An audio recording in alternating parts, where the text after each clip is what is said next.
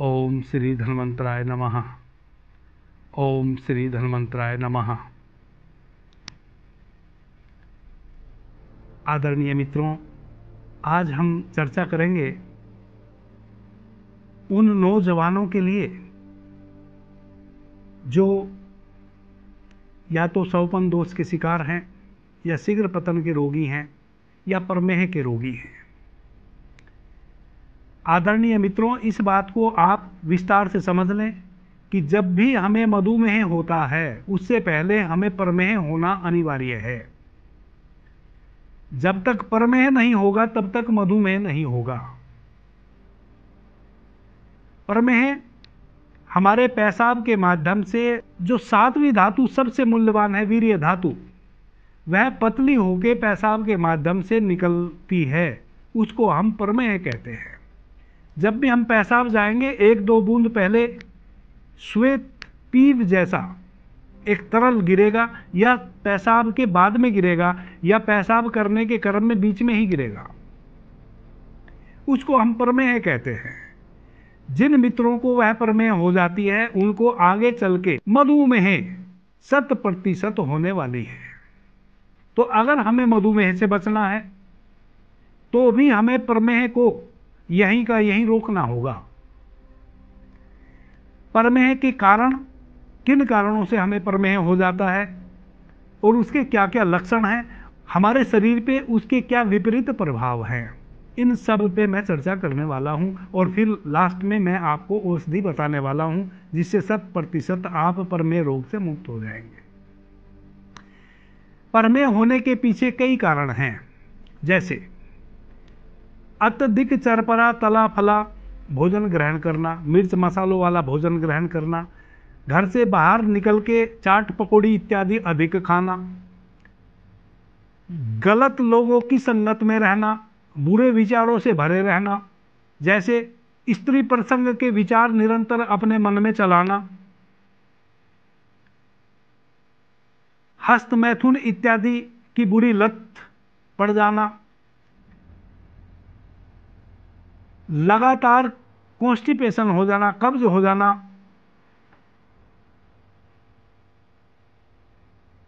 इन सब कारणों से प्रमेह रोग की उत्पत्ति होती है।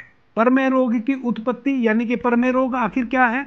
हमारे शरीर में जो वीर्य धातु सबसे मूल्यवान है, जो हमारा ओज है, जो हमारा तेज है, वह पतली हो जाती है।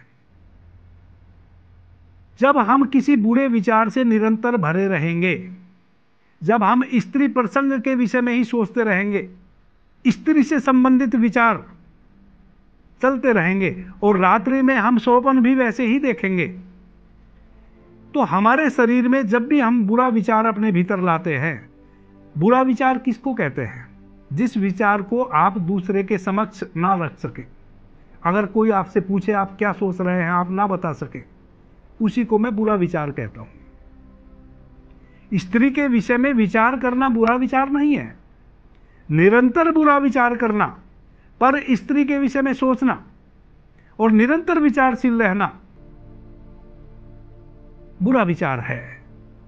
जब भी आप इस प्रकार के विचार से भरे हों और आपसे कोई पूछे कि क्या सोच रहे हो, और आप उसको बता ना पाए कि मैं यह सोच रहा हूं, इसका मतलब यह बुरा विचार है।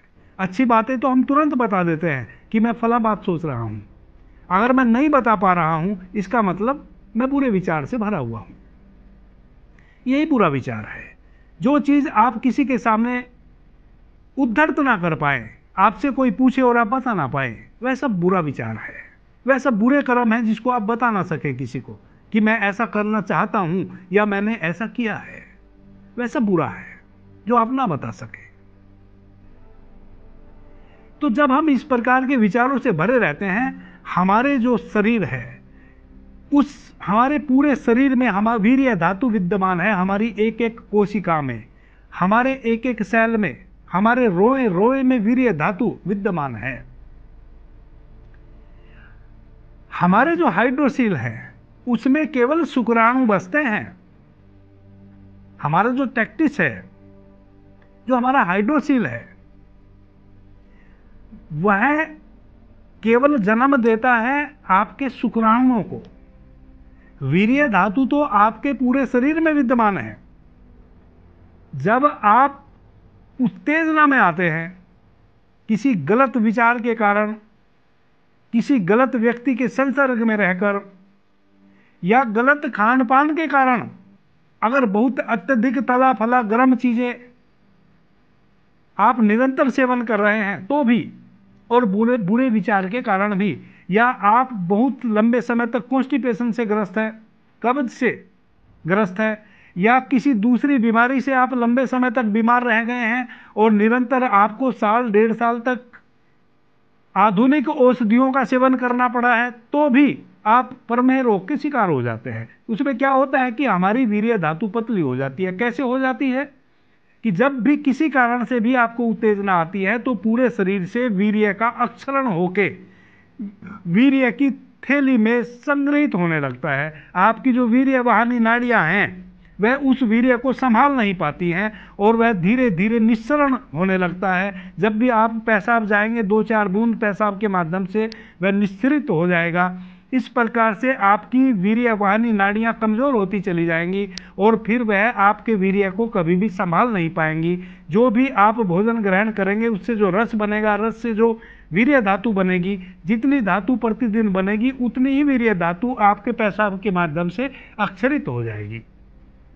इसको हम कहते हैं प्रमेह। और यही प्रमेह आपको शीघ्र पतन का रोगी भी बना देगी। अगर आप विवाहित हैं तो आप स्त्री प्रसंग नहीं कर पाएंगे, क्योंकि आपका संकलन बहुत जल्दी हो जाएगा, क्योंकि आपका वीर्य पतला हो गया है और आपकी वीर्य वाहिनी नाड़ी जो है वह भी अशक्त हो गई है, उसकी सशक्तता समाप्त हो गई है।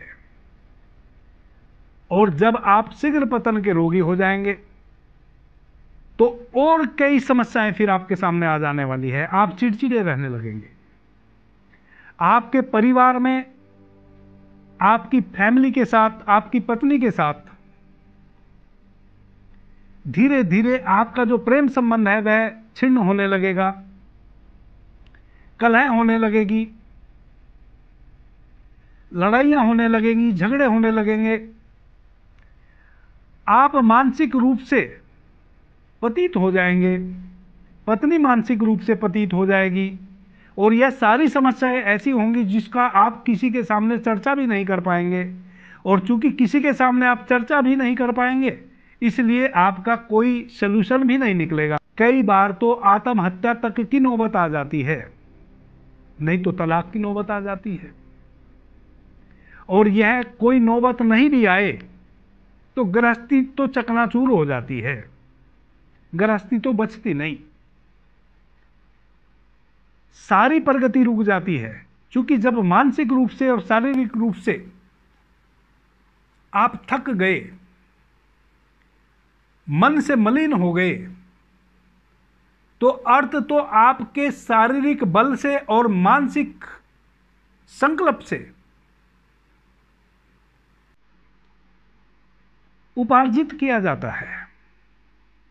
तो आप हर प्रकार से पतित होते चले जाएंगे, आपका पतन होता चले जाएगा।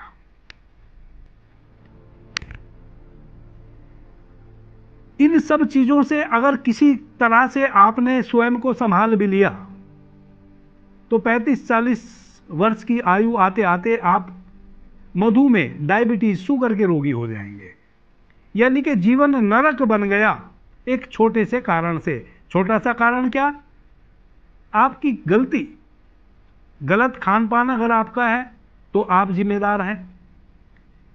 अगर आप नित्य प्रति, जो कि हमारे हिंदू धर्म में, हमारा जो सनातन धर्म है, हमारे यहाँ तो 22 वर्ष तक ब्रह्मचर्य का पालन करना सिखाया है।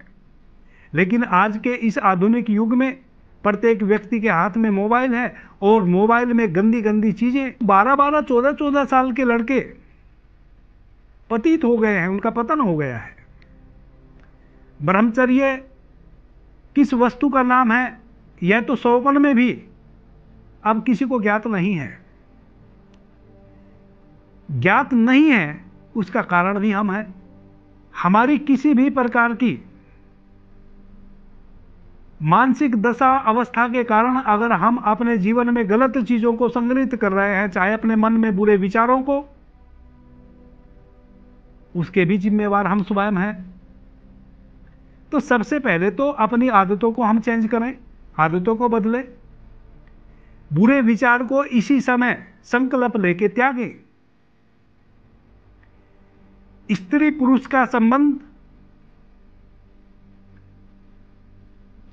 केवल सहवास नहीं है, वह एक प्रेम संबंध है।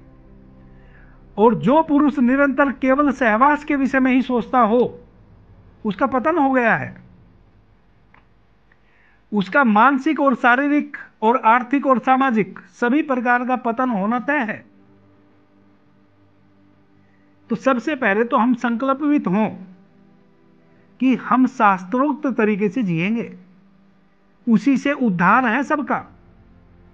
बिना शास्त्रोक्त जीवन अपनाए उद्धार हो नहीं सकता, वरना तो समय यह आने वाला है कि 40 वर्ष की आयु होते होते आने वाले समय में आप इस पृथ्वी से अलविदा कह जाएंगे।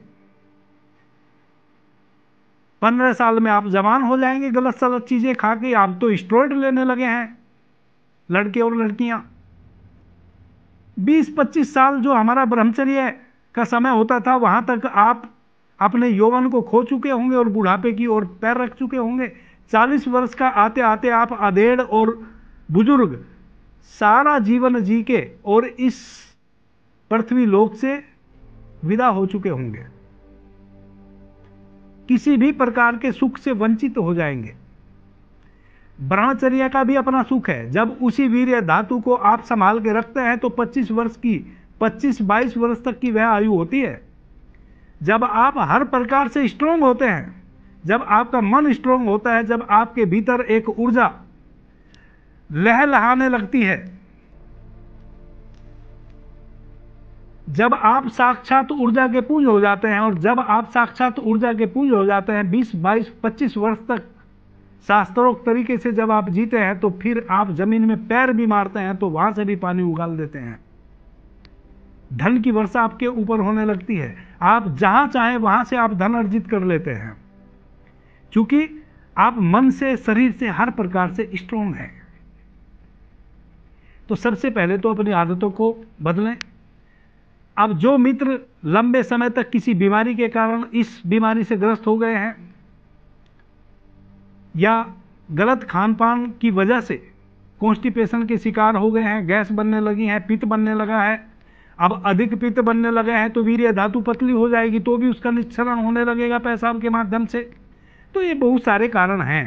वह सब इन कारणों को त्यागने की कोशिश करें। सर्वप्रथम किसी भी कारण से अगर प्रमेह के शिकार हो गए हैं, शीघ्र पतन के रोगी हो गए हैं, घबराने की जरूरत नहीं है। देर से ही सही, आज से ही संभल जाओ, औषधि का सेवन करो। औषधि का सेवन करने से बीमारी दूर हो जाएगी 100%। अपने मन की संकल्प की शक्ति को बढ़ाओ, बुरे विचारों को त्यागो, शास्त्रोक्त तरीके से अपने जीवन को जीने की कोशिश करो। अगर शादीशुदा है तो पत्नी की गरिमा को, अपनी गरिमा को बनाए रखते हुए अपने जीवन को अच्छे तरीके से जीने की कोशिश करो।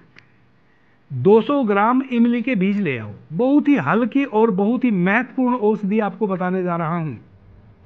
इमली के बीजों को ले आओ। बीजों को लाके उनको घी में सेको। एक कढ़ाई में घी चढ़ा लो और करीब 200 ग्राम इमली के बीज ले लो। 200 ग्राम घी ले लो, शुद्ध गाय का घी कहीं से लाओ। 200 ग्राम घी कढ़ाई में चढ़ा लो। जब घी खोलने लगे तब उसमें वह इमली के बीज डाल दो।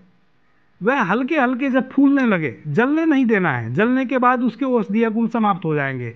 बस हल्के से कुरकुरे से हो जाए नाम मात्र को, यानी कि मुश्किल से आपको उबलते हुए घी में 1 मिनट इमली के बीजों को रखना है। उसके बाद उन बीजों को बाहर निकाल लेना है। ठंडा होने के पश्चात ऊपर का जो छिलका है उसको मसल के उतार देना है। अब जो भीतर की मिग्गी है उसको बहुत बारीक सूक्ष्म चूर्ण बना लेना है। जितना चूर्ण उसका बनाओगे उतनी ही उसमें मिश्री मिला लेनी है। और 200 ग्राम इमली के चूर्ण में आपने 200 ग्राम मिश्री मिला लेनी है बारीक पीस के। और 10 ग्राम छोटी इलायची के बीजों को लेके उसको बारीक चूर्ण बना के वह भी मिला लेना है उसमें। सुबह उठते ही ताजे पानी के साथ आप 1 चम्मच भर के उसमें से खाइए। रात्रि में आप अगर दूध सेवन करते हैं तो दूध के साथ खा लीजिए सोने के समय एकदम, नहीं तो ताजे पानी से खा लीजिए। रात्रि में भोजन के पश्चात 4 से 6 ग्राम त्रिफला चूर्ण गर्म पानी से सेवन कीजिए भोजन के पश्चात रात्रि में। सोने के समय 1 चम्मच यह औषधि खाइए इमली के बीजों वाली, दूध से या पानी से। सुबह में खाली पेट आपने खाना है, रात्रि में सोने के समय पानी से या दूध से खाना है। रात्रि में भोजन के पश्चात आपने 5 से 6 ग्राम त्रिफला चूर्ण का सेवन करना है गर्म पानी से। त्रिफला चूर्ण का सेवन करेंगे तो आपको कब्ज नहीं रहेगा, पेट साफ हो जाएगा। पेट साफ होगा तभी यह औषधि आप डाइजेस्ट कर पाएंगे, वरना तो यह औषधि डाइजेस्ट नहीं होगी। और यह औषधि डाइजेस्ट नहीं होएगी तो आपको कोई लाभ नहीं मिलेगा। किसी भी प्रकार से आप प्रमेह रोग से ग्रस्त हो गए हैं, शीघ्र पतन के रोगी हो गए हैं, आप 21 दिन इस औषधि का निरंतर सेवन कीजिए। 1 सप्ताह बीच में फिर गैप कर दीजिए, 21 दिन फिर दोबारा सेवन कर लीजिए। पहले 21 दिन में आप 100% स्वस्थ हो चुके होंगे। फिर 1 सप्ताह का गैप देंगे, अगले 21 दिन 1 सप्ताह का आप गैप कर दीजिए। नेक्स्ट 21 दिन जब आप इस औषधि का सेवन करेंगे तो यह आपकी सारी धातुओं को पुष्ट करेगी, आपके वीर्य को गाढ़ा करेगी और आपकी जो वीर्य वाहिनी नाड़ी है उसको सशक्त बनाएगी। आदरणीय मित्रों, संकल्प की शक्ति बहुत बड़ी शक्ति है। सबसे पहले तो जो भी मित्र इन सब समस्याओं से ग्रस्त है वह सुबह उठ के अपने बिस्तर से नीचे पैर रखने से पहले गहरी गहरी 7-8 लंबी सांस लें और यह संकल्प लें कि जो भी बुरी प्रवृत्ति मेरे भीतर है मैं आज संकल्प लेता हूं कि उन सब को मैं त्याग दूंगा। क्योंकि जिन बुरे विचारों के कारण या जिन समस्याओं के कारण हमें यह बीमारी पैदा हुई, यह व्याधि हमारे शरीर में जन्म ली, उन चीज़ों को अगर हमने अपने से दूर नहीं किया तो वह तो फिर वापस आ जाएगी। वह चीज़ें फिर दोबारा दोहरे नहीं। और चूंकि जिनको प्रमेह है उनको मधुमेह होना भी 100% तय है।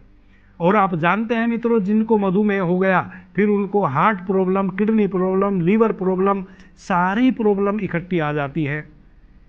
इसलिए आप इन सब प्रॉब्लम से बचें, अपने शरीर को स्वस्थ रखें। जिसका मन स्वस्थ है, जिसका शरीर स्वस्थ है, वह इस पृथ्वी पे मनुष्य रूप में मनुष्य होने का पूरा आनंद उठा पाता है। अभी के लिए इतना ही। आपने मुझे ध्यान से, प्रेम से सुना, उससे मैं बहुत अनुग्रहित हूँ। सभी मित्रों को मेरा प्रणाम, धन्यवाद। जय श्री राम।